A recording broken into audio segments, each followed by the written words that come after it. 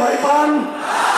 বৃষ্টি উপেক্ষা করে আজকে মামুনুল হক সাহেবের বক্তৃতা শুনবার জন্য, আজকে যদি তিনি দেশ রক্ষার জন্য, ইসলাম রক্ষার জন্য, স্বাধীনতা সার্বভৌমত্ব রক্ষার জন্য যদি রক্ত দিতে বলে, জীবন দিতে বলে, প্রস্তুত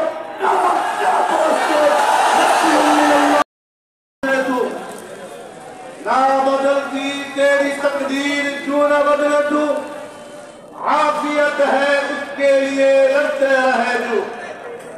हमारे खिलाफत मजलिस खुलना जरा महानगर शाखा কর্তৃক আয়োজিত অধ্যকার এই গণসমাবেশের শ্রদ্ধেয় সভাপতি,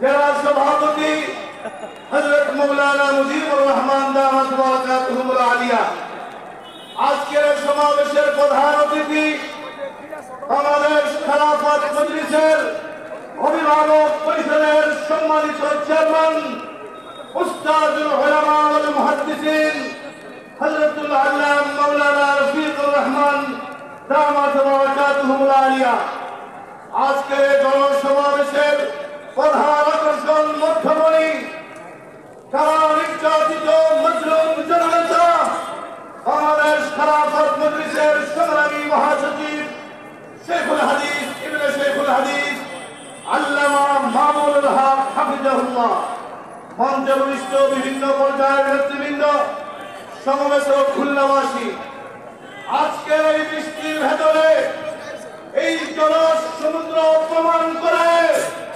বর্তমান বাংলাদেশ ইসলামের বাংলাদেশ, বর্তমান বাংলাদেশ কোরআন সুন্নাহর বাংলাদেশ, বর্তমান বাংলাদেশ মামুনুল হকের বাংলাদেশ।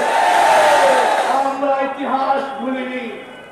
এই জালেম সরকার, ফ্যাসিস্ট সরকার শেখুল হাদিস আল্লামা আজিজুল হককে জেলে ঢুকিয়ে কষ্ট দিয়েছিল।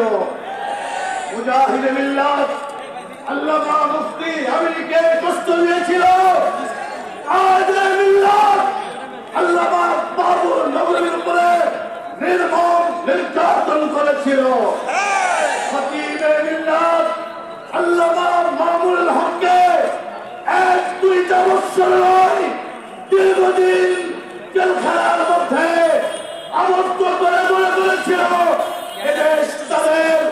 পরিষ্কার বলতে চাই, এদেশ তোমাদের নয়, এদেশ টুপিওয়ালাদের, এদেশ মুসলমানদের।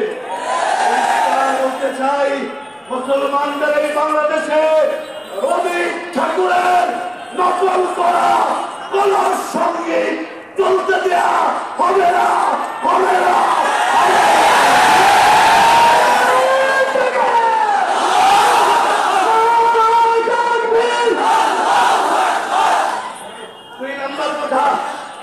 দুই নম্বর কথা, 24-এর এই বিপ্লবের পরে আজকে শিল্পকলা একাডেমিতে বসে আজকে নতুন নীতি বলে এই দেশে বুরকা চলবে না, সবক ইতিহাস থেকে গ্রহণ করো। ইরুন মেলন্দা বলেছিল, তার ইতিহাসে আস্থা করে নিক্ষিপ্ত হয়েছে। আমি আজকের খুলনার এই মহাসমাবেশ থেকে অনতির বিলম্বে শিল্পকলা একাডেমির পরিচালক সৈয়দ জামিলের পরিষ্কার দাবি করছি। 3 নম্বর কথা, আরে এক মিনিট অনেক বক্তা স্লোগান করে আমাদের লিডার আসতেছে। আপনারা কি বৃষ্টিকে ভয় পান? বৃষ্টি উপেক্ষা করে আজকে মামুনুল হক সাহেবের বক্তৃতা শুনবার জন্য, আজকে যদি তিনি দেশ রক্ষার জন্য, ইসলাম রক্ষার জন্য,